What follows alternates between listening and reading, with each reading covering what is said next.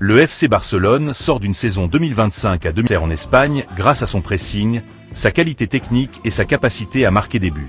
Mais derrière cette réussite se cache un problème que les supporters ont remarqué tout au long de la saison. Ils ont souvent réussi à exploiter les espaces laissés par le système de jeu de Hansi Flick. Alors pourquoi la défense du Barça pose-t-elle autant de problèmes? Pourquoi le club cherche-t-il à recruter un nouveau défenseur central?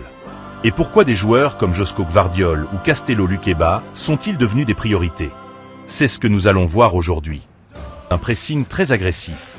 Son objectif est simple, récupérer le ballon le plus vite possible afin d'étouffer l'adversaire. Pour y parvenir, la défense joue très haut sur le terrain. Les défenseurs centraux se retrouvent souvent proches de la ligne médiane, tandis que les milieux montent pour soutenir le pressing. Quand tout fonctionne parfaitement, ce système est redoutable. Le Barça récupère rapidement le ballon, domine la possession et passe la majorité du match dans le camp adverse. Mais il existe un énorme risque. Lorsque l'adversaire réussit à sortir du pressing, d'immenses espaces apparaissent dans le dos de la défense. Ces espaces sont particulièrement dangereux face à des équipes rapides capables de jouer en transition. C'est précisément ce qui a posé problème au Barça tout au long de la saison. En Liga, la qualité offensive de l'équipe a souvent permis de compenser ces difficultés. Mais en Europe, le niveau est beaucoup plus élevé. Les meilleures équipes du continent savent parfaitement attaquer les espaces et punir la moindre erreur. Le système de Flick produit donc un football spectaculaire, mais exige une exécution presque parfaite. C'est en Ligue des Champions que les limites défensives du Barça sont apparues le plus clairement. Face aux meilleures équipes européennes, les Catalans ont souvent souffert lorsqu'ils perdaient le ballon. Les transitions défensives ont parfois été mal gérées. Le milieu de terrain n'a pas toujours réussi à protéger efficacement la défense. Les défenseurs centraux se sont régulièrement retrouvés dans des situations compliquées avec beaucoup d'espace à couvrir. Ce qui fonctionne contre de nombreuses équipes de Liga devient beaucoup plus risqué contre les géants européens. Le manque de clean sheets durant la campagne européenne illustre parfaitement cette réalité. Le Barça a montré qu'il pouvait rivaliser offensivement avec les meilleures équipes. Mais défensivement, il lui manque encore quelque chose pour franchir un véritable cap. Et c'est probablement l'une des principales raisons qui explique pourquoi le club souhaite renforcer ce secteur. Le système n'est cependant pas le seul responsable. Les blessures ont également joué un rôle important. Depuis plusieurs saisons, le Barça peine à maintenir une continuité dans son secteur défensif. Andreas Christensen a connu une longue absence. Ronald Araujo a lui aussi manqué plusieurs rencontres importantes. Dans le même temps, le départ d'Inigo Martinez a privé l'équipe d'un défenseur expérimenté. Ces absences ont obligé Hansi Flick à modifier régulièrement sa défense. Gérard Martin a parfois dû évoluer dans l'axe. Eric Garcia a occupé différents postes selon les besoins de l'équipe. La défense a rarement pu conserver la même structure pendant plusieurs mois. Pourtant, la stabilité est essentielle pour construire une défense solide. Les automatismes entre les défenseurs prennent du temps à se développer. La communication, les couvertures et les déplacements collectifs s'améliorent avec la continuité. Lorsque les compositions changent constamment, les erreurs deviennent beaucoup plus fréquentes. Au-delà du système et des blessures, certaines erreurs individuelles ont également coûté cher au Barça. Pau Cubarsí est l'un des plus grands talents du football mondial à son poste. Sa lecture du jeu est exceptionnelle. Sa qualité de relance impressionne déjà toute l'Europe. Mais il reste un joueur très jeune. Comme tous les jeunes défenseurs, il traverse parfois des périodes d'irrégularité. Certaines erreurs de placement ou de concentration font encore partie de son apprentissage. Ronald Araujo a lui aussi été critiqué à plusieurs reprises. L'Uruguayen reste un défenseur d'élite lorsqu'il est à son meilleur niveau. Sa puissance physique, sa vitesse et son agressivité en font un joueur redoutable. Mais plusieurs erreurs importantes ont alimenté les débats autour de son avenir. Les coups de pied arrêtés ont également posé problème. Le marquage n'a pas toujours été irréprochable. La concentration a parfois manqué dans les moments clés.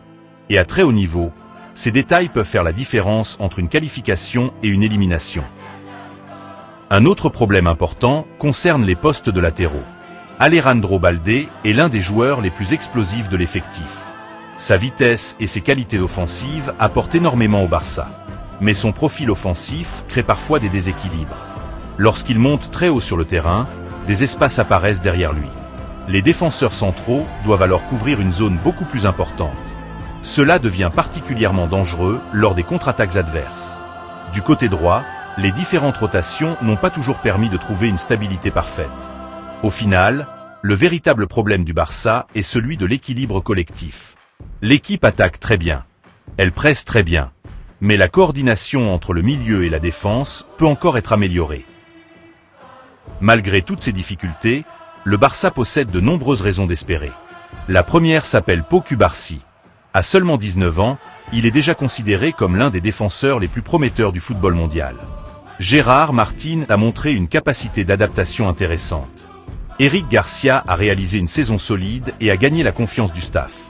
Ronald Araujo reste un joueur de très haut niveau lorsqu'il est épargné par les blessures. Jules Koundé continue d'apporter son expérience et sa polyvalence. Johan Garcia semble également capable d'apporter davantage de sécurité au poste de gardien. Le potentiel est donc clairement présent. Le problème n'est pas l'absence de talent. Le problème est de trouver la bonne formule pour maximiser ce talent. Depuis plusieurs mois, un nom revient avec insistance autour du Barça, Joško Gvardiol. Et lorsqu'on analyse son profil, il est facile de comprendre pourquoi. Le défenseur croate possède toutes les qualités recherchées par Hansi Flick. Il est rapide. Il est puissant. Il est excellent dans les duels. Mais surtout, il est exceptionnel avec le ballon. Sa relance est digne d'un milieu de terrain.